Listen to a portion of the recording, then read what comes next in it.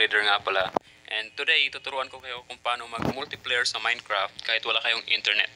So, ito yung LAN multiplayer ng Minecraft. Ginagawa namin to dati sa school pagtapos ng lunch at minsan pag wala yung teacher. So, kailangan lang malapit sa iyo yung tao na gusto mong makalaro. As in, katabi mo talaga siya. Pero bago ang lahat, kung bago ka pa lang sa channel natin, don't forget to subscribe and ring the bell para lagi kayong updated sa mga future videos natin.